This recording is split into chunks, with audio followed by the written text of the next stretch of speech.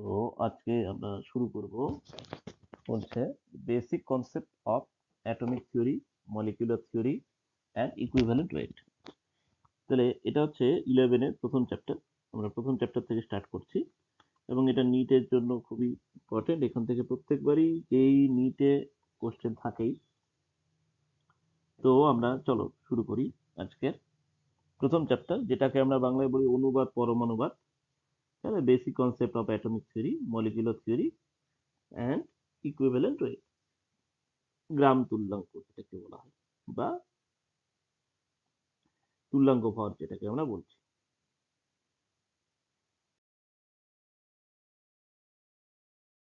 তো প্রথম বলছি যে আমরা জানি সাধারণত যে পরমাণু, অণু, আয়ন কিংবা মূলক, যেটাই আমরা ধরি না কেন, পরমাণু, অণু, আয়ন বা মূলক যেটাই আমরা ধরি, প্রত্যেকেরই কিন্তু একটা জিনিস কমন থাকে। সেই কমন জিনিসটা কি? সেটা হচ্ছে ভর বা ওজন। আমরা জানি যে অণুরও ভর আছে, পরমাণুরও যেমন ভর আছে, আয়নেরও ভর আছে, মূলকেরও তেমনি ভর রয়েছে। এবার এই ভর বা ওজনকে আমরা সাধারণত অ্যাটমিক লেভেল বা আমরা যেটাকে বলি মাইক্রোস্কোপিক লেভেল বা ছোট লেভেলে সাধারণত আমরা যেটা বলি গ্রামে প্রকাশ করি। গ্রামে প্রকাশ করা হয়, কিংবা অনেক সময় যেটাকে বলা হয় এএমইউ। এএমইউ মানে হচ্ছে, হোয়াট ইজ এএমইউ? বলছে যে AMU, AMU is equal two হচ্ছে অ্যাটমিক মাস ইউনিট। অর্থাৎ যে ইউনিট দিয়ে আমরা অ্যাটমিক মাস, ঠিক আছে, বা পরমাণুর যে ওজন বা ভর সেটাকে নির্ণয় করি, সেটাকে আমরা বলছি এএমইউ। এবার এএমইউ আর গ্রামের মধ্যে একটা রিলেশন আছে, সেটা হচ্ছে কি, যে 1 AMU সমান সমান 1.6603 ইন্টু 10⁻⁻24 গ্রাম। অর্থাৎ এটা আমরা যদি এএমইউ কে গ্রামে কনভার্ট করতে চাই, কিংবা গ্রামকে যদি এএমইউ তে কনভার্ট করতে চাই, তাহলে আমাদের কাছে এই ফর্মুলাটা দরকার। সেটা হচ্ছে যে 1 AMU সমান সমান হচ্ছে 1.66 ইন্টু 10⁻24 গ্রাম।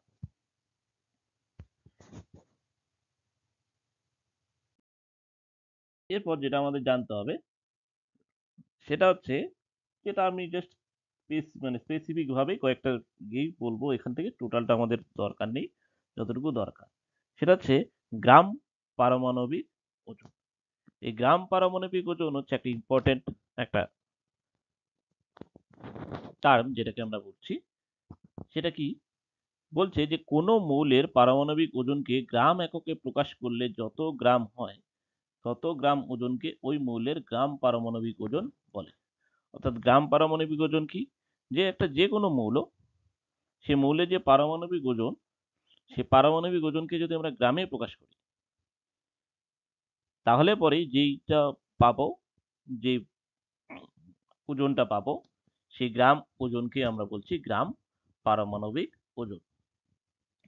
এবার বলছে এই গ্রাম পারমাণবিক ওজনের ক্ষেত্রে বলছে যে পারমাণবিক ওজন যেটাকে আমরা নর্মালি বলি, ঠিক আছে, বা অ্যাটমিক ওয়েট, সে পারমাণবিক ওজনের কোনো রকম একক নেই, কিন্তু গ্রাম পারমাণবিক ওজনের একক বর্তমান, এবং সেটা হচ্ছে গ্রাম।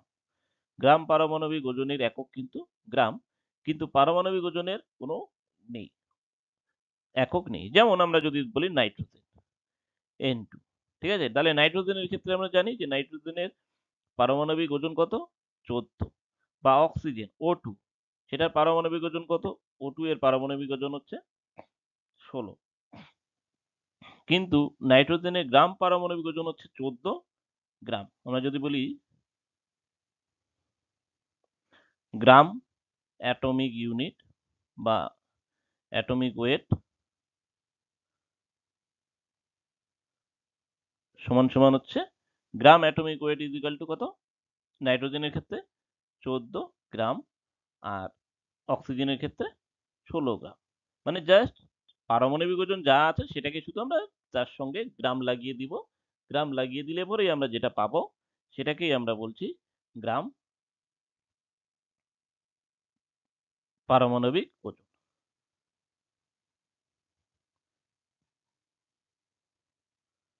সেটাকেই আমরা বলছি গ্রাম পারমাণবিক ওজন। এরপরে নেক্সট যেটা আছে সেটা বলছি গ্রাম পরমাণু। তাহলে গ্রাম পারমাণবিক ওজন যেমন হলো, তাহলে এবার গ্রাম পরমাণু আমরা কাকে বলবো? তাহলে গ্রাম পরমাণু জিনিসটা কি? বলছে যে গ্রাম পরমাণু হলো যে কোনো একটা মৌলের পারমাণবিক ওজনকে গ্রাম এককে যদি আমরা প্রকাশ করি, তাহলে যত গ্রাম হবে তত গ্রাম ওজনের ওই মৌলকে যদি আমরা বলছি 1 গ্রাম পরমাণু। তার মানে আমরা একটু আগে দেখলাম কি যে নাইট্রোজেনের ক্ষেত্রে 14, নাইট্রোজেনের ক্ষেত্রে আমরা গ্রাম পারমাণবিক ওজন যেটা দেখলাম সেটা হচ্ছে 14। তার মানে 14 গ্রাম নাইট্রোজেন সমান সমান 1 গ্রাম পরমাণু। ঠিক আছে, এখানে 1 গ্রাম পরমাণু কিন্তু মানে আমরা কিন্তু এখানে 1 গ্রাম বোঝাবো না। 1 গ্রাম পরমাণু মানে একটা পরমাণুকে গ্রামে প্রকাশ করলে, একটাই পরমাণুকে গ্রামে প্রকাশ করলে যতটা ওয়েট হয় সেটাকে আমরা বলছি গ্রাম পরমাণু। তার মানে পারমাণবিক ওজন আর গ্রাম পরমাণু প্রায় একই। ওখানে শুধু আমরা ওয়েটটাকে দিয়ে মানে আমরা ওখানে ওজনটাকে নিচ্ছি, মানে ওখানে আমরা প্রকাশ করছি ওজনটাকে, আর এখানে আমরা প্রকাশ করছি পরমাণুটাকে। তাহলে ওখানে আমরা কি করছি, গ্রাম পারমাণবিক ওজনের ক্ষেত্রে পরমাণু দিয়ে ওজনটাকে বের করছি, আর এখানে ওজন দিয়ে পরমাণু কতগুলো আছে সেটাকে বের করছি। অর্থাৎ যখন আমরা ওজন দিয়ে বের করব সেটাকে আমরা বলছি গ্রাম পরমাণু। তার মানে আমরা বললাম যে কেউ যদি বলে যে 28 গ্রাম নাইট্রোজেন আছে, তার মানে কত গ্রাম পরমাণু নাইট্রোজেন আছে? তার মানে 28 ডিভাইডেড বাই 14, তার মানে 2 গ্রাম পরমাণু নাইট্রোজেন। ঠিক আছে, তাহলে আমরা তখন বলবো 2 গ্রাম বা 2 গ্রাম মোল। ঠিক আছে, 2 গ্রাম মোল বা 2 গ্রাম পরমাণু, যেটাই বলি না।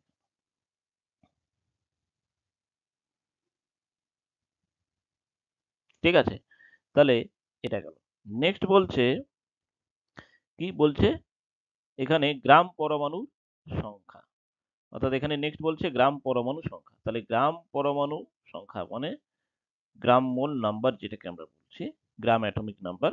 সেই গ্রাম অ্যাটমিক নাম্বার কি বলছে যে কোনো মৌলের নির্দিষ্ট পরিমাণ ওজনকে যদি আমরা গ্রামে প্রকাশিত করি তাহলে গ্রাম পারমাণবিক ওজন পাবো।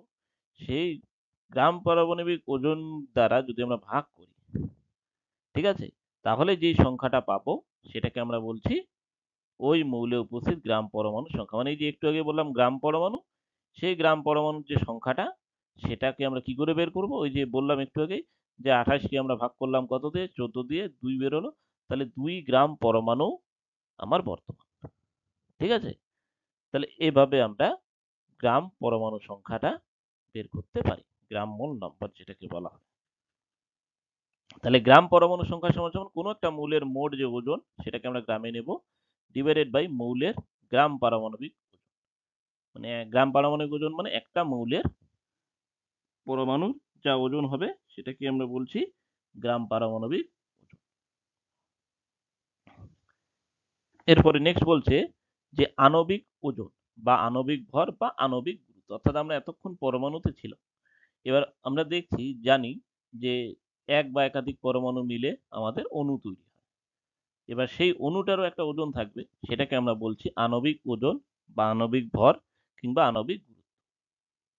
তাহলে কি বলছে যে কোনো একটা মৌল বা যৌগের একটি অণু একটি হাইড্রোজেন পরমাণুর তুলনায় যত গুণ ভারী সেই তুলনামূলক সংখ্যাকে ওই মৌল বা যৌগের আণবিক ওজন বলে। তাহলে আণবিক ওজন কাকে বলে? আণবিক ওজন হচ্ছে যে কোনো একটা মৌল বা যৌগের একটা অণু একটা হাইড্রোজেন পরমাণুর তুলনায় যত গুণ ভারী হচ্ছে সেই তুলনামূলক সংখ্যাকে আমরা ওই মৌল বা যৌগের আণবিক ওজন বলছি। তাহলে যদি 2 গুণ ভারী হয় তাহলে 2, 4 গুণ ভারী হলে 4 গুণ 4, 5 গুণ ভারী হলে 5, মানে 16। যেমন আমরা যদি বলি অক্সিজেনের ক্ষেত্রে 16, অক্সিজেনের ক্ষেত্রে আমরা দেখছি আণবিক গুরুত্ব 16, তার মানে আমার 16 গুণ ভারী হচ্ছে।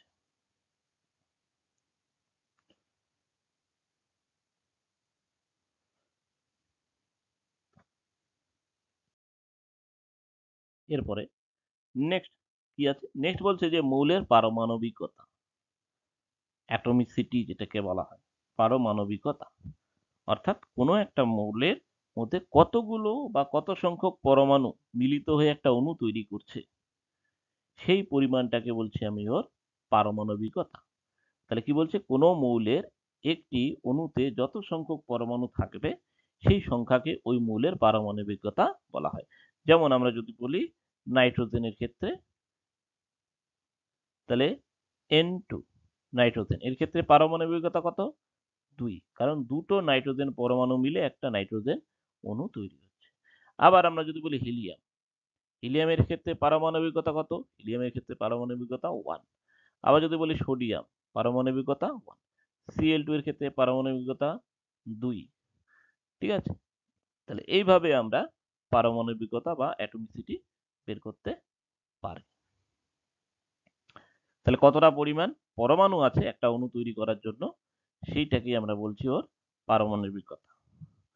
এবার নেক্সট কি আছে, নেক্সট বলছে যে মৌলিক ও যৌগিক পদার্থের আণবিক ওজন গণনা পদ্ধতি। অর্থাৎ কোন একটা মৌলিক বা যৌগিক পদার্থের আণবিক ওজন আমরা গণনা করব, সেটা কিভাবে করব সেটাকে একটা পদ্ধতি আছে, তো সেই পদ্ধতিটা কি সেটা আমরা দেখব।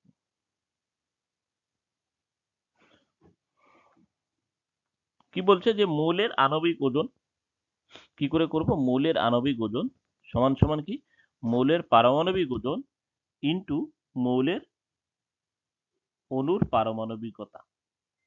তাহলে আমরা কি করে বের করব, কোন একটা মৌলের বা যৌগিক পদার্থের আণবিক ওজন যদি আমরা গণনা করতে চাই, তাহলে প্রথমে আগে মৌলটার আণবিক ওজনটা যদি বের করতে চাই, তাহলে মৌলে যে পরমাণু, অর্থাৎ যে পরমাণুগুলো দিয়ে তৈরি বা যে পরমাণুটা দিয়ে তৈরি, তার প্রথমে পারমাণবিক ওজন বের করব। তারপরে কি করব, সেটার সাথে ওই মৌলের যে পারমাণবিকতা, অর্থাৎ সেই মৌলটা তৈরি হতে কতটা পরিমাণ পরমাণু লেগেছে, কতগুলো পরমাণু লেগেছে, সেই পারমাণবিকতাকে গুণ করব। তাহলে পরে যেটা পাবো সেটাকে আমরা বলছি মৌলের আণবিক ওজন। সেটা হচ্ছে A ইন্টু N। এটা কি, A হচ্ছে মৌলের পারমাণবিক ওজন, আর Nটা হচ্ছে মৌলটির অণুর পারমাণবিকতা। নেক্সট যেটা বলছে সংকেত ওজন বা ফর্মুলা ওয়েট, যেটাকে আমরা বলছি।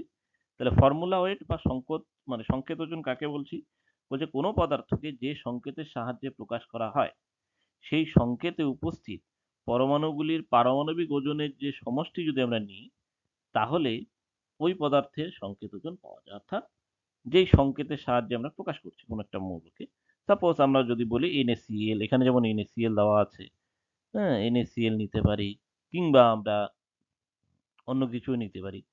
অন্য কিছু কি নিতে পারি, কার্বন মনোক্সাইড নিতে পারি, কিংবা কার্বন ডাইঅক্সাইড নিতে পারি।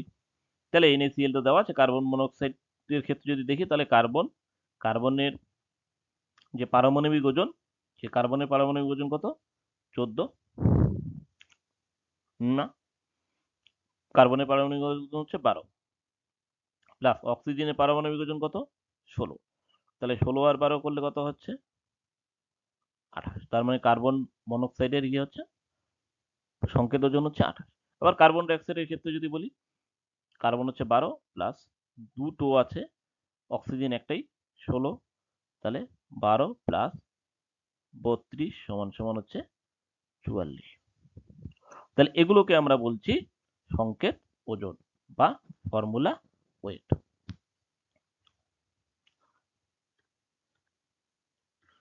নেক্সট বলছে গ্রাম আণবিক ওজন। গ্রাম আণবিক ওজন কাকে বলা হয়, তাহলে গ্রাম আণবিক ওজন জিনিসটা কি, তাহলে বোঝাই যাচ্ছে যে গ্রাম আণবিক, অর্থাৎ আণবিক ওজন কি, এর আগে যেমন আমরা পড়েছিলাম গ্রাম পারমাণবিক ওজন, একইভাবে গ্রাম আণবিক ওজন মানে একটা অণুর যা ওজন হবে, সেই ওজনটাকে যদি আমরা গ্রাম এককে প্রকাশ করি, তাহলে যে পরিমাণটা দাঁড়াবে সেটাকে আমরা বলছি গ্রাম আণবিক ওজন। তাহলে এখানে তাই লেখা আছে, কি লেখা আছে, বলছে যে কোনো মৌলিক বা যৌগিক পদার্থের আণবিক ওজনকে গ্রাম এককে প্রকাশ করলে যত গ্রাম হয় তত গ্রাম ওজনকে ওই পদার্থের আণবিক ওজন বলে। ঠিক আছে,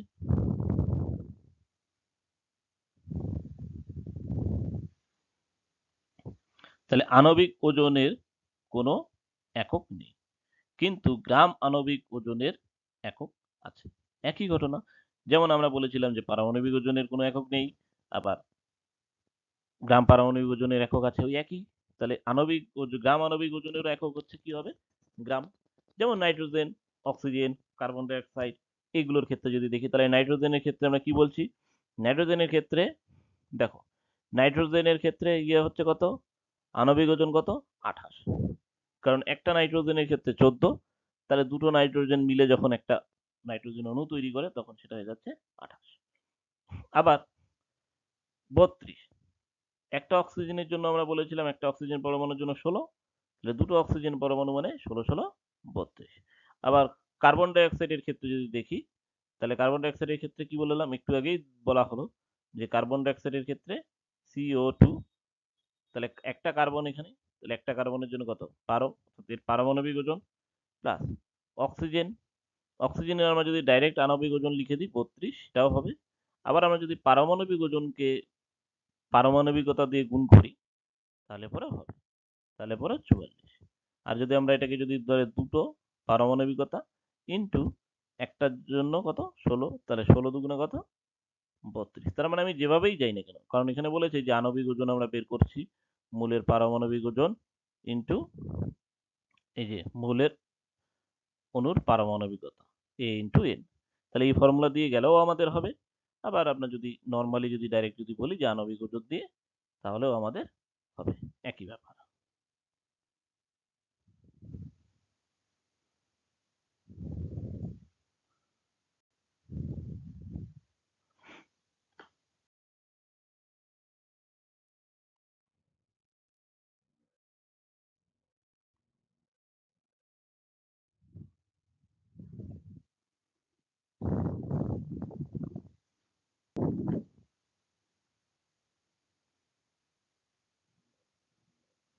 এবার বলছে গ্রাম অণু বা গ্রাম মোল। গ্রাম অণু বা গ্রাম মোল আমরা কাকে বলছি, বলছে যে কি বলছে যে কোনো মৌলিক বা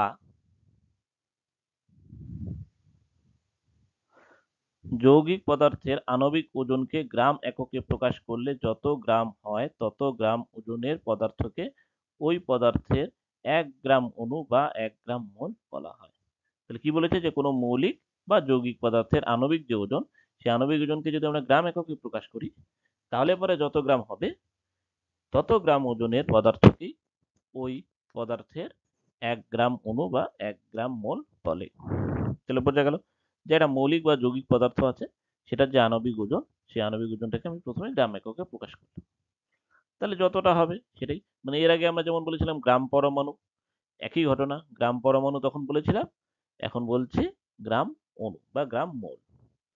তাহলে 1 গ্রাম অণু বা 1 গ্রাম মোল নাইট্রোজেন যদি আমরা বলি, তাহলে নাইট্রোজেনের ক্ষেত্রে কত হচ্ছে 28 হবে, 14 ইন্টু 14 28, 14 যোগ 14 28। অক্সিজেনের ক্ষেত্রে যেমন 32 হবে। আবার জলের ক্ষেত্রে যদি আমরা যদি দেখি, ওয়াটার H2O, তাহলে জল, জল বলছে কি 1 ইন্টু 2, মানে হাইড্রোজেনের পারমাণবিক ওজন কত 1, কিন্তু হাইড্রোজেন কয়টা আছে এখানে, দুটো আছে, তার মানে টোটাল গিয়ে দাঁড়ালো 2, প্লাস অক্সিজেনের কত, অক্সিজেনের 16, অক্সিজেন আছে কয়টা একটা, তাহলে টোটাল গিয়ে দাঁড়াচ্ছে 2 প্লাস 16 ইজ ইকাল টু 18। এইভাবে আমরা করতে পারি।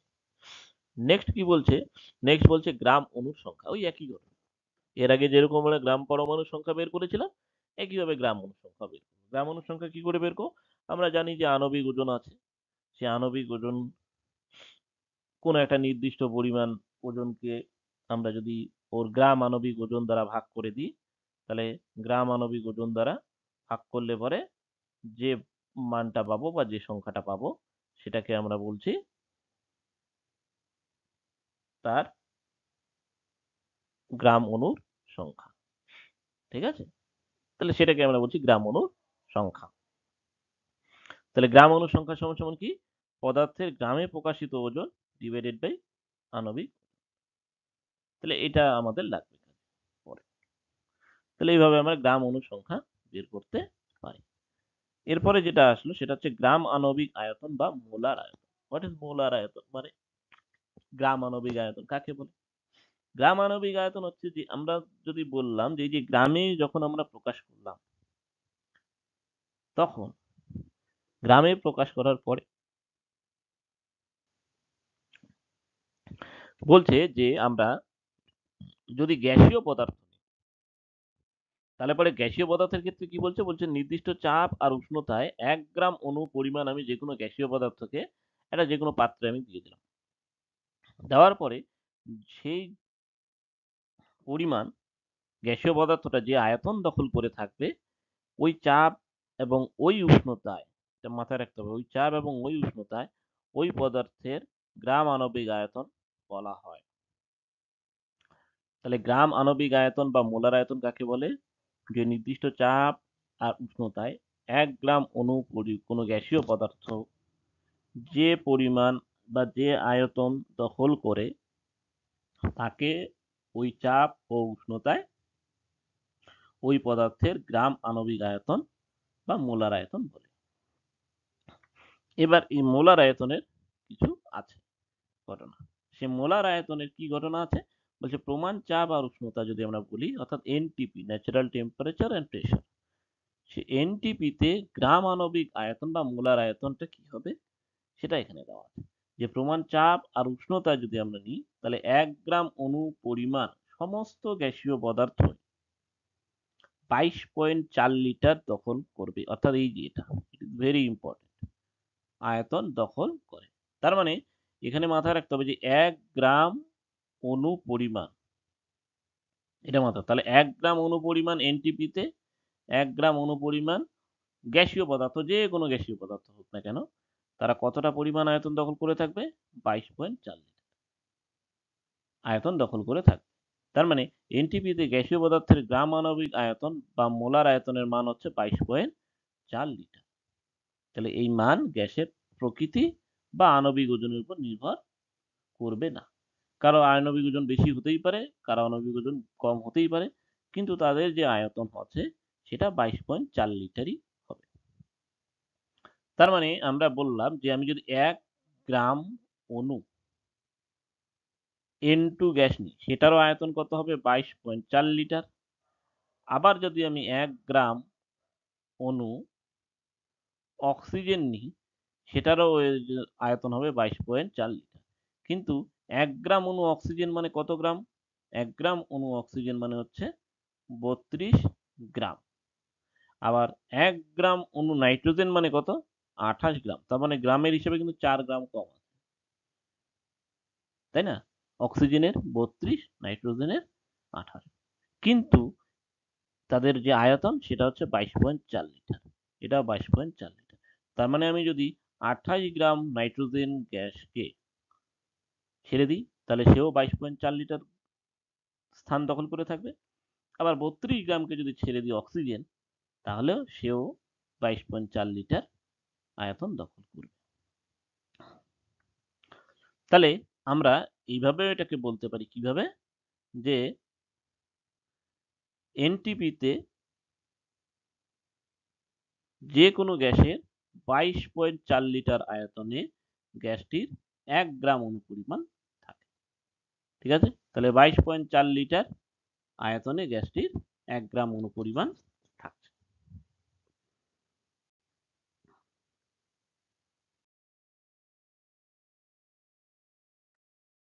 এরপরে যেটা খুব ইম্পর্টেন্ট সেটা হচ্ছে অ্যাভোগাড্রো সংখ্যা, যেটাকে আমরা বলছি অ্যাভোগাড্রোস নাম্বার। এবার বলছি অ্যাভোগাড্রোস নাম্বার জিনিসটা কি? অ্যাভোগাড্রোস নাম্বারটা হচ্ছে, এটাকে আমরা বলছি ম্যাজিক নাম্বার, দ্যাট ইজ 6.023 বা 6.022, যেটা হোয়াটএভার সেটা যাই বলুক না কেন।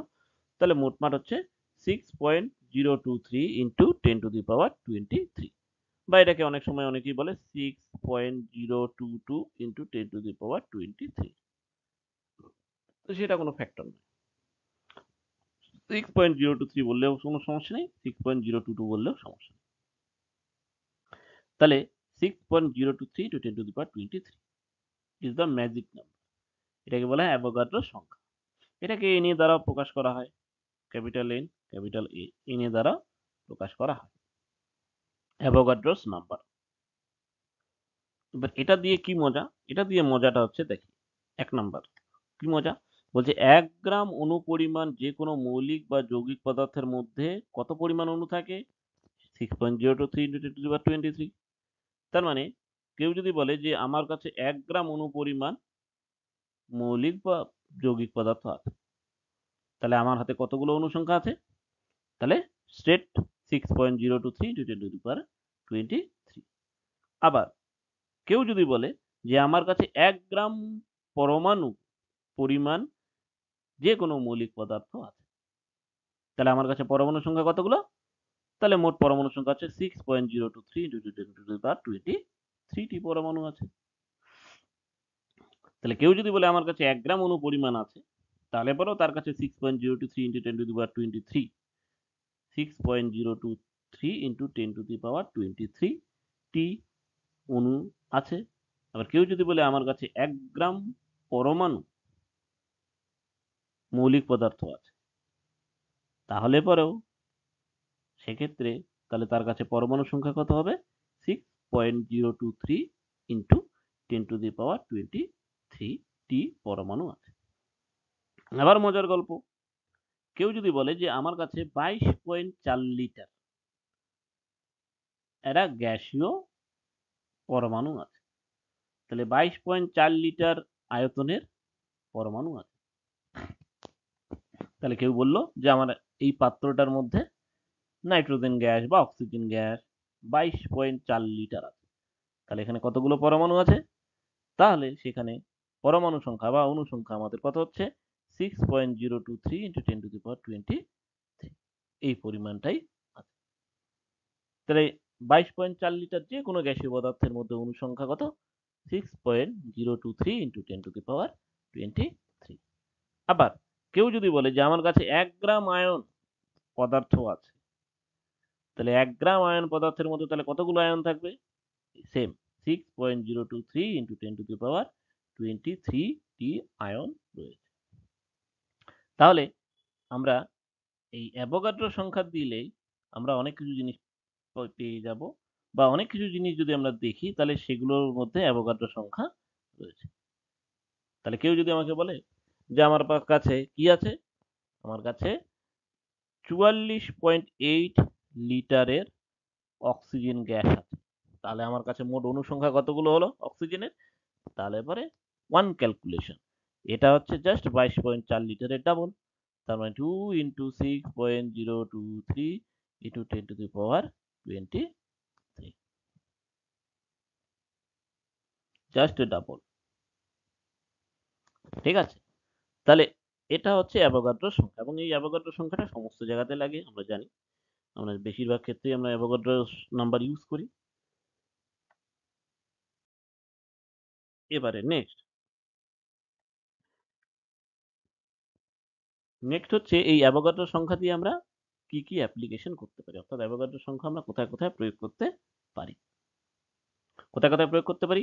নাম্বার 1 বলছে একটা অণুর যদি আমরা প্রকৃত ভরকে বের করতে চাই, তাহলে সেখান থেকে আমরা বের করতে পারি। কি করে বের করব? যে কোনো একটা পদার্থের গ্রাম আণবিক ওজনটা আছে, সেই পদার্থের গ্রাম আণবিক ওজন নিয়ে নেব, ডিভাইডেড বাই অ্যাভোগাড্রো সংখ্যা, অ্যাভোগাড্রো সংখ্যা দিয়ে আমরা ভাগ করে দেব, তাহলে পরেই অণুর প্রকৃত ভর পেয়ে যাব। তাহলে কোনো একটি অণুর প্রকৃত ভর সমান সমান তার গ্রাম আণবিক ওজন ডিভাইডেড বাই অ্যাভোগাড্রো নাম্বার। আবার যদি আমরা পরমাণুর প্রকৃত ভর বের করতে চাই, তাহলে একই ঘটনা। তাহলে অণুর ক্ষেত্রে গ্রাম আণবিক, আর পরমাণুর ক্ষেত্রে তাহলে গ্রাম পারমাণবিক ওজন। তাহলে অণুর ক্ষেত্রে গ্রাম আণবিক ছিল, আর পরমাণুর ক্ষেত্রে গ্রাম পারমাণবিক ওজন, সেটাকে অ্যাভোগাড্রো নাম্বার দিয়ে ভাগ করলে আমরা প্রকৃত ভর পেয়ে যাব।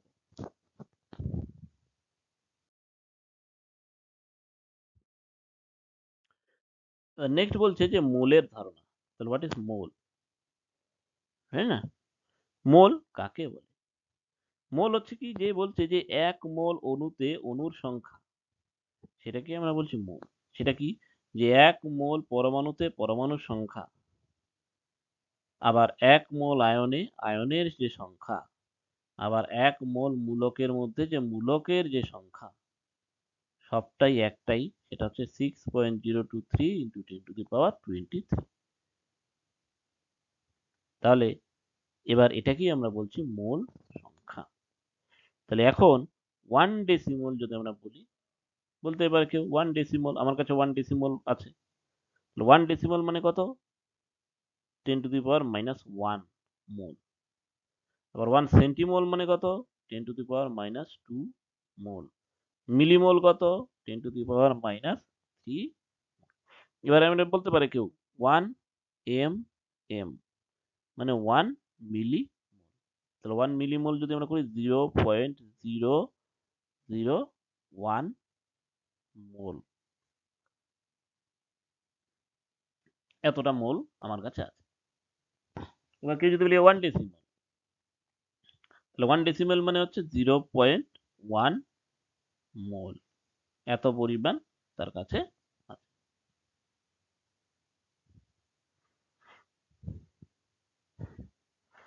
এবারে নেক্সট বলছে যে 1 মোল অণু মানে কি? আমরা 1 মোল অণু মানে জানি যে 1 মোল অণু সমান হচ্ছে 6.023 × 10⁻23 অণু ভর। তাহলে 1 মোল অণু সমান হচ্ছে 6.023 × 10⁻23 টি অণু, সেই অণুর ভর। সেটাকে আমরা বলছি 1 মোল অণুর ভর বা 1 মোল অণু। এবারে বলছে তাহলে 1 গ্রাম অণু কি? বলছে 1 গ্রাম অণু সেম, এই যে এখানে 3টে সমান আছে, এটা মানে সেম সমান 1 মোল অণু। তাহলে 1 গ্রাম অণু আর 1 মোল অণু দুটো সেম। তাহলে 1 মোল অণু মানেই 1 গ্রাম অণু। 1 গ্রাম অণু মানে আমরা জানি যে মনে করো নাইট্রোজেন N2, তাহলে 1 গ্রাম অণু। আবার ওজনের হিসেবে যদি বলি তাহলে এটা হচ্ছে 28, তাহলে সেই 28ই আবার 1 মোল অণু মানেও 28, তাহলে 1 মোল অণু নাইট্রোজেন মানেও 28, আবার 1 গ্রাম অণু নাইট্রোজেন মানেও 28। এবার বলছে 1 গ্রাম পারমাণবিক ওজন মানে হচ্ছে কত? 6.023 × 10⁻23 টি পরমাণুর ভর। তাহলে সেটা কি? বলছে 1 গ্রাম পারমাণবিক। তাহলে আমাকে যদি বলে কেউ যে 1 গ্রাম পারমাণবিক ওজন, তাহলে আমরা কি বলবো? 6.023 × 10⁻23 টি পরমাণুর যে ভর, সেটা হচ্ছে 1 গ্রাম পারমাণবিক ওজন। তাহলে আমাদের সোজা হিসাব, যদি আমরা বললাম এর আগে যেমন বললাম 1 গ্রাম অণু বা 1 মোল অণু, তাহলে 1 মোল অণু মানে কত? 6.023 × 10⁻23 টি অণুর ভর যেমন, সিমিলারলি 1 গ্রাম পারমাণবিক ওজন মানেও 6.023 × 10⁻23 টি পরমাণুর ভর। এখানে মাথায় রাখতে হবে এটা হচ্ছে পরমাণুর ভর, এখানে হচ্ছে অণুর ভর, দুটোর মধ্যে পার্থক্য আছে। তাহলে পরমাণুর ভর আর হচ্ছে অণুর ভর, ঠিক আছে? এবার কি বলছে? বলছে যে নেক্সট বলছে যে যে কোনো গ্যাসীয় পদার্থের 1 মোল অণুর যে আয়তন এনটিপিতে, সেটা হচ্ছে 22.4 লিটার। এটা আমরা আগেও বললাম যে 22.4 লিটার। অর্থাৎ এই যে মোল যে আমরা বলছি, সে মোল কনসেপ্টের থেকে এটা টোটাল আসলো। তার মানে 1 মোল অণুর এনটিপিতে আয়তন হচ্ছে 22.4 লিটার। আবার 1 মোল অণু মানে হচ্ছে 6.023 × 10⁻23 টি অণু ভর। আবার 1 মোল পরমাণু সমান হচ্ছে 6.023 × 10⁻23 টি পরমাণুর ভর। আবার 1 গ্রাম অণু সমান হচ্ছে 1 মোল অণু। আবার 1 গ্রাম পরমাণু সমান 1 মোল পরমাণু, একই। তাহলে এখানে আমরা কি জানি যে 1 মোল, সেই 1 মোল আমরা যদি অণুর ক্ষেত্রে বলি, তাহলে অণু 1 মোল অণু মানে কত? 1 গ্রাম অণু বা গ্রাম আণবিক ওজন। আবার 1 মোল পরমাণু মানে হচ্ছে 1 গ্রাম পরমাণু বা গ্রাম পারমাণবিক ওজন। আবার 1 মোল আয়ন মানে হচ্ছে গ্রাম আয়ন বা গ্রাম আয়ন ওজন, 1 গ্রাম আয়ন। আবার এনটিপিতে যদি আমরা বলি 1 মোল গ্যাসীয় পরমাণু তার যদি আয়তন বের করতে চাই তাহলে 1 মোল গ্যাসীয় পরমাণুর এনটিপিতে আয়তন হচ্ছে কত? 22.4 লিটার। আবার যদি আমি সংখ্যা বের করতে চাই তাহলে 1 মোল পরমাণু বা অণু সমান হচ্ছে 6.023 × 10⁻23 টি অণু, পরমাণু বা আয়নের সংখ্যা। তাহলে সংখ্যা যদি বের করতে চাই তার মানে সংখ্যা কত? যদি কেউ বলে যে 1 মোল পরমাণু মানে কত সংখ্যক পরমাণু? তাহলে আমরা কি বলবো? ডাইরেক্ট 6.023 × 10⁻23 টি পরমাণু। কেউ যদি বলে যে 1 মোল অণু সমান কত? তাহলে 1 মোল অণু সমান হচ্ছে টোটাল কতগুলো অণু? 6.023 × 10⁻23 টি অণু। যদি বলে 1 মোল অক্সিজেন অণু মানে কত গ্রাম? তাহলে আমরা কি বলবো? 1 মোল অক্সিজেন অণু মানে 32 গ্রাম অক্সিজেন অণু। আবার যদি বলে 1 গ্রাম অক্সিজেন পরমাণু মানে কত? 1 মোল অক্সিজেন পরমাণু মানে কত? তাহলে 1 মোল অক্সিজেন পরমাণু মানে হচ্ছে 16 গ্রাম অক্সিজেন পরমাণু। আবার যদি বলে যে 1 মোল অক্সিজেনের আয়তন কত হবে? তাহলে 1 মোল অক্সিজেনের আয়তন হচ্ছে 22.4 লিটার। আবার যদি কেউ বলে 1 মোল কার্বন ডাই অক্সাইডের আয়তন কত হবে? তাহলে 1 মোল কার্বন ডাই অক্সাইডের আয়তন হচ্ছে 22.4 লিটার। এটাই হচ্ছে মোল। তাহলে এবার বলছে যে 1 মোল ইলেকট্রনের আধান কত? তাহলে এবার বলছে যে 1 মোল ইলেকট্রনের যদি কেউ আধান বলতে বলে তাহলে 1 মোল ইলেকট্রনের আধান কত? 96500 কুলম্ব বা 1 ফ্যারাডে। এটা 1F = 96500 সি মানে কুলম্ব। তাহলে এটা হচ্ছে 1 মোল ইলেকট্রনের মোট আধান। তাহলে 1 মোল ইলেকট্রনের মোট আধান কত? 1 মোল ইলেকট্রনের মোট আধান হচ্ছে 96500 কুলম্ব।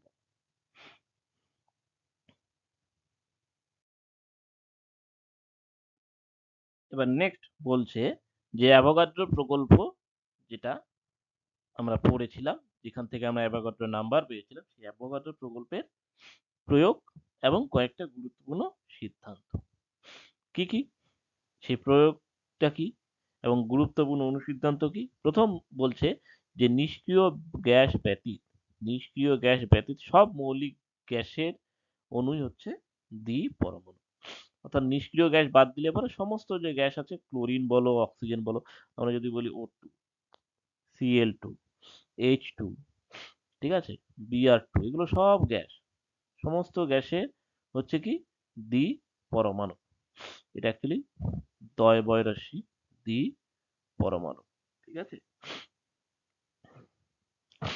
তারপরে কি বলেছে? বলেছে যে গ্যাসীয় পদার্থের আণবিক ওজন গ্যাসটির বাষ্প ঘনত্ব যা থাকবে সেই বাষ্প ঘনত্বের দ্বিগুণ হবে। তাহলে বলছে যে গ্যাসীয় পদার্থের যে আণবিক ওজন সেটা তার বাষ্প ঘনত্বের দ্বিগুণ হবে। নেক্সট কি বলেছে? বলছে 1 গ্রাম অণু যে কোনো গ্যাসের এনটিপিতে আয়তন হচ্ছে 22.4 লিটার। তারপরে পরের অনুসিদ্ধান্ত কি বলছে? যে গ্যাসীয় যৌগের আয়তনিক সংযুক্তি থেকে গ্যাসটির আণবিক সংকেত। তাহলে গ্যাসীয় যৌগের যে আয়তনিক সংযুক্তি সেখান থেকে আমরা আণবিক সংকেত বের করতে পারি। নেক্সট কি বলেছে? যে মৌলের পারমাণবিক ওজন আমরা বের করতে পারি এটার সাহায্যে। তাহলে অ্যাভোগাড্রোর প্রকল্পের প্রয়োগ দিয়ে আমরা এই জিনিস বের করতে পারি বা এই অনুসিদ্ধান্তে আমরা আসতে পারি। নেক্সট কি বলছে? বলছে যে গ্যাসীয় পদার্থের, আমরা একটু আগেই বললাম এই যে গ্যাসীয় পদার্থের আণবিক ওজন আর গ্যাসের বাষ্প ঘনত্বের দ্বিগুণ, এটার একটা সম্পর্ক তাহলে কি? তাহলে বলছে গ্যাসীয় পদার্থের আণবিক গুরুত্ব আর বাষ্প ঘনত্ব এই দুটোর মধ্যে সম্পর্ক কি? বলছে যে এই দেখো, কোনো গ্যাসের বাষ্প ঘনত্ব সমান বাষ্প ঘনত্ব কি করে বের করবো? বলছে যে ভি আয়তন গ্যাসের যে ওজন বাই ভি আয়তন H2 গ্যাসের যে ওজন। আমরা সবসময় হাইড্রোজেনকে রেফারেন্স হিসেবে ব্যবহার করেছি। পারমাণবিক ওজনের ক্ষেত্রেও হাইড্রোজেনকে রেফারেন্স ব্যবহার করা হয়, আণবিক ওজনের ক্ষেত্রেও হাইড্রোজেনকে রেফারেন্স হিসেবে ব্যবহার করা হয়। সুতরাং এখানে আয়তনের ক্ষেত্রেও আমরা হাইড্রোজেনকে রেফারেন্স হিসেবে ব্যবহার করব। তাহলে আমরা কি বলবো?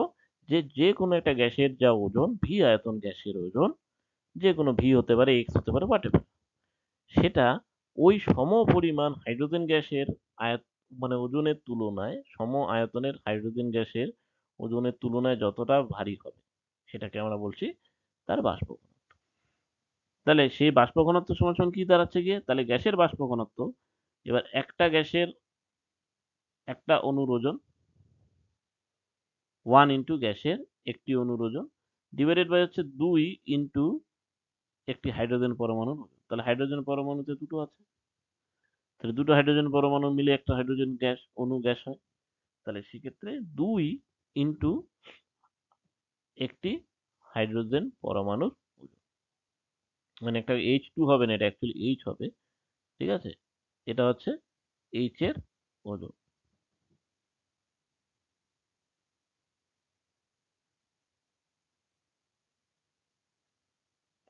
ঠিক আছে, তাহলে একটি হাইড্রোজেন পরমাণুর ওজন ইন্টু 2, ঠিক আছে। কারণ আমরা যদি ওজন বের করতে চাই তাহলে তো আমাদের অবশ্যই আণবিক ওজন বের করতে গেলে পরে পরমাণু ওজন ইন্টু তার পারমাণবিকতা গুণ করতে হবে, তাহলে 2 ইন্টু এটা।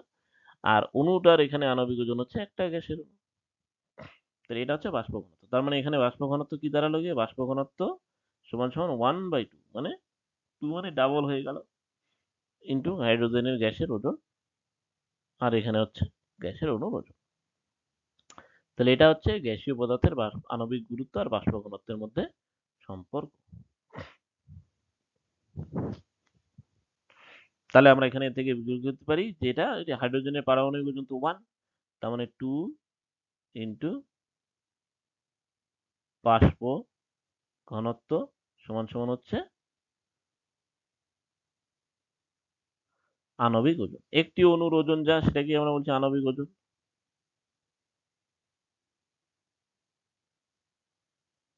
তাহলে আণবিক ওজন সমান সমান 2 ইন্টু বাষ্প ঘনত্ব। তাহলে যেটা আমরা বললাম ওজনটি বাষ্প ঘনত্বের দ্বিগুণ। এবারে আমরা কিছু কোশ্চেন দেখব, এটার উপরে আমরা যেটা করলাম সেটার উপরে আমরা কিছু কোশ্চেন দেখব। কোশ্চেন যদি দেখি তাহলে পরে এখানে বলছে যে আমাদের প্রথমে একটা কোশ্চেন যে এটা 2025-এ এসেছে, নিট নিট 2025 এর কোশ্চেন। কি বলেছে, বলেছে যে among the following choose the one which equal number of atoms, মানে এই নিচের গুলোর মধ্যে কোথায় কোন কোন ক্ষেত্রে সম পরিমাণ বা সম সংখ্যক অ্যাটমস রয়েছে। অ্যাটমস মানে পরমাণু রয়েছে। তাহলে অ্যাটমস মানে পরমাণু যদি থাকে তাহলে পরে আমাদের আগে দেখতে হবে, তাহলে এই যে আমরা যে বলেছিলাম যে Na2CO3, তাহলে এখানে আমরা দেখছি যে Na2CO3, হুম, এটার মোলার মাস দেওয়া আছে, আণবিক ওজন কত দেওয়া আছে 106 গ্রাম। এবার এরকম টোটাল কত গ্রাম নেওয়া হয়েছে, টোটাল নেওয়া হয়েছিল 212 গ্রাম। তাহলে 212 গ্রামের মধ্যে কত মোল আগে আছে সেটা আমরা বের করব। তাহলে 212 ডিভাইডেড বাই 1 মোলের ওজন কত 106, 106 গ্রাম। তাহলে সমান সমান কত দাঁড়ালো গিয়ে, গ্রাম গ্রাম কেটে যাবে, তাহলে 2 মোল। তাহলে 2 মোল আমাদের Na2CO3 রয়েছে। এবার বলছে যে 2 মোল যদি Na2CO3 থাকে তাহলে পরে দেখো টোটাল অ্যাটম, তাহলে একটা মোলের মধ্যে কতগুলো অ্যাটম আছে, বলছে সোডিয়াম আছে দুটো, প্লাস কার্বন আছে একটা, প্লাস অক্সিজেন আছে তিনটে। তাহলে টোটাল নাম্বার অফ মোল 2 3, তাহলে 3 2 5 একে 6টা। তাহলে একটা মোলের মধ্যে 6টা আছে, তাহলে দুটো মোলের মধ্যে কয়টা থাকবে, 6 ইন্টু 2 সমান সমান 12টা। তাহলে 1 নম্বরের ক্ষেত্রে থাকছে টোটাল 12টা। তাহলে 1 নম্বরে থাকছে টোটাল 12 খানা। একইভাবে বি এর ক্ষেত্রে যদি আমরা যদি দেখি তাহলে বি এর ক্ষেত্রে কি হচ্ছে, টোটাল 248 গ্রাম Na2O নেওয়া হয়েছে, অর্থাৎ সোডিয়াম অক্সাইড, ঠিক আছে। তাহলে Na2O নেওয়া হয়েছে কত 248। এবার এটার ইয়ে কত আছে, আণবিক ওজন 62 মোলার মাস, তাহলে কত দাঁড়াচ্ছে গিয়ে 4। তাহলে 4 মোল আমার কত আছে, কি আছে, Na2O। তাহলে এখন বলছে একটা Na2O এর মধ্যে টোটাল অ্যাটম কয়টা আছে? Na2O তে দুটো সোডিয়াম, একটা অক্সিজেন, সমান সমান 3 খানা। তাহলে 4 মোলে কয়টা থাকবে? 3 4 12 খানা। তাহলে 12টা। নেক্সট বলছে NaOH এর ক্ষেত্রে 240 গ্রাম। তাহলে 240 ডিভাইডেড বাই 440 সমান সমান 6 মোল। তাহলে একটা মোলের মধ্যে কয়টা থাকছে? NaOH। NaOH এর ক্ষেত্রে যদি দেখি, একটা সোডিয়াম, একটা অক্সিজেন, একটা হাইড্রোজেন, সমান সমান 3। তাহলে 3 6 কত হলো? 18 খানা। তাহলে 18। এরপরে বলছে 12 গ্রাম হাইড্রোজেন আছে। তাহলে 12 গ্রাম, 1 গ্রামের হচ্ছে 2 সমান সমান 6টা। তাহলে H2 এর ক্ষেত্রে যদি আমরা দেখি 1 প্লাস 1 ইকুয়াল টু 2। তাহলে দুটো, 6 দুগুণা 12। এরপরে বলছে 220, এখানে একটাতে 44 কার্বন ডাইঅক্সাইডের ক্ষেত্রে। তাহলে টোটাল 5 মোল আছে। তাহলে 1 মোলে কয়টা থাকছে? কার্বন ডাইঅক্সাইডের ক্ষেত্রে একটা, দুটো অক্সিজেন, সমান সমান 3টা। তাহলে 3 5 কত হচ্ছে? 15টা। ঠিক আছে। তাহলে আমরা যদি দেখি এখানে, তাহলে পরে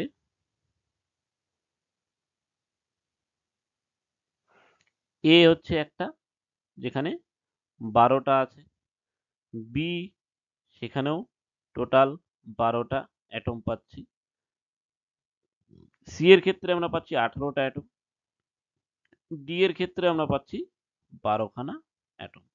তাহলে যা দেওয়া আছে, যেই ওজন দেওয়া আছে, সেই ওজনে আমরা 12 খানা পাচ্ছি। তাহলে এতেও পাচ্ছি 12 খানা, মানে 212 গ্রাম Na2CO3 যদি নিই, তাহলে টোটাল 12টা অ্যাটম পাবো। 248 গ্রাম যদি Na2O নিই, তাহলে সেক্ষেত্রেও আমরা 12টা অ্যাটম পাবো। 12 গ্রাম যদি হাইড্রোজেন নিই, সেক্ষেত্রে আমরা 12টাই অ্যাটম পাবো। তাহলে এ বি ডি আমরা পাচ্ছি A B D, A B R D, অর্থাৎ 2 নাম্বারটা হচ্ছে অ্যান্সার। তাহলে অ্যান্সার ইজ 2, 2 নাম্বার। ঠিক আছে। তাহলে এটা এবারই আসছে। তাহলে আমাদের এইটুকু যতটুকু করানো হলো, তার মধ্য থেকেই কিন্তু আমরা একটা কোশ্চেন পেয়ে গেলাম নিটের জন্য 2025। এরপরে এখানে কি বলেছে? বলেছে নেক্সট যদি আমরা আরেকটা কোশ্চেন দেখি, এটাও নিটেই এসেছে কোনো একটা সালে, এক্সাক্ট আমার টাইমটা এখন মনে নেই, পরে যখন আমরা আবার প্রিভিয়াস করব তখন আমরা করব। তো বলেছে যে number of water molecules is maximum. ঠিক আছে, number of water molecules is maximum.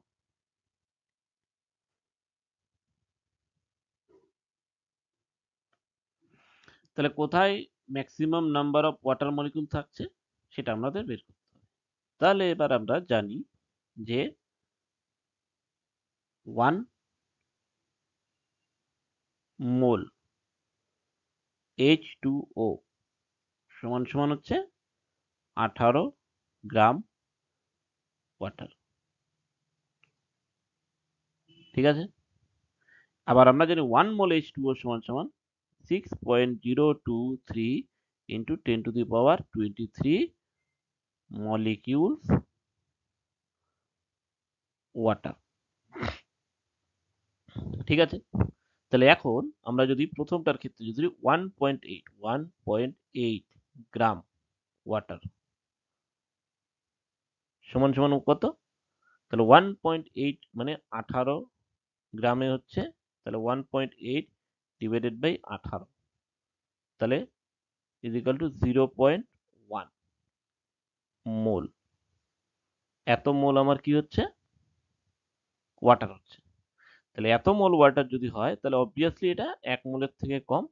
তাহলে এটার সাথে যদি আমরা 6.023 করি তার মানে এক্ষেত্রে আমরা পেয়ে যাব 6.023 into 10 to the power 22 molecules water।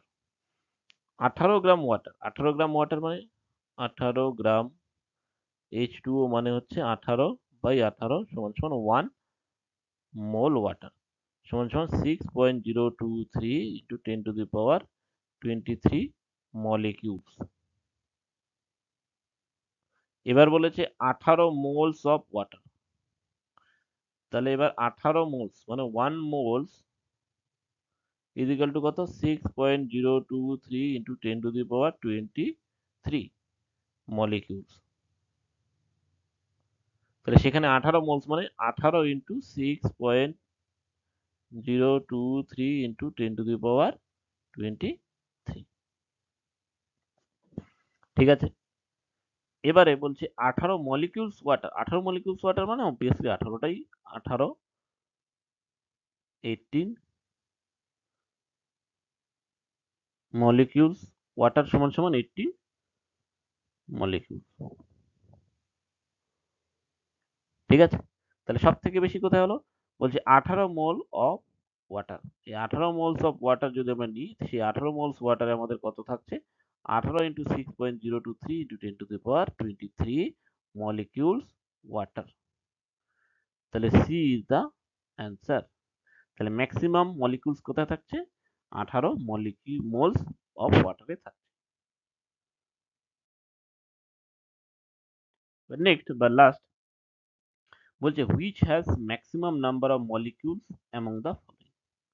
নিচের গুলোর মধ্যে কোথায় ম্যাক্সিমাম মলিকিউলস আছে।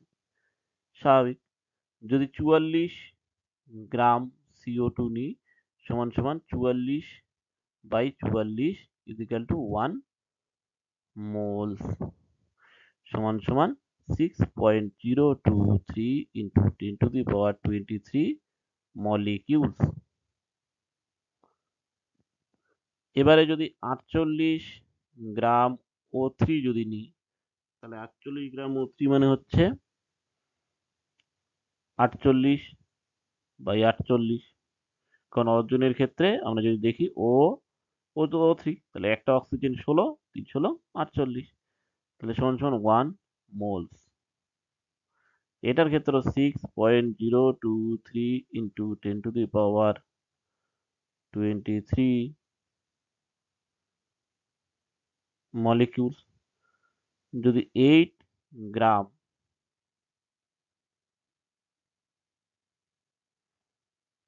H2 নিই, H2 যদি 8 গ্রাম তাহলে 8 ডিভাইডেড বাই কত H2 মানে হচ্ছে হাইড্রোজেন, তাহলে 1 into 2 that is 2 is equal to 4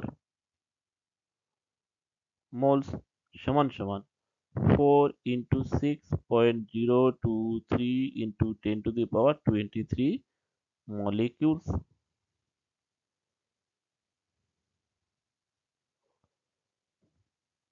এবার বলছে 64 গ্রাম SO2। 64 গ্রাম যদি SO2 নিই তাহলে অক্সিজেন হচ্ছে 16 into 2 প্লাস সালফার হচ্ছে 32 সমান সমান 32 plus 32 is equal to 64।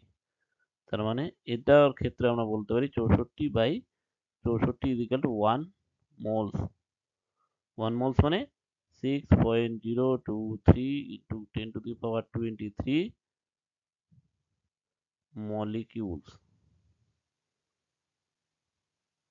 SO2।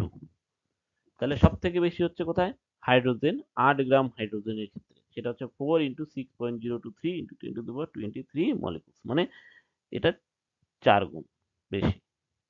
তাহলে ম্যাক্সিমাম নাম্বার কোথায় আমরা পাচ্ছি 8 গ্রাম H2 তে। তাহলে 8 গ্রাম H2 এর ক্ষেত্রে আমরা পাচ্ছি মানে সি ইজ দা অ্যান্সার।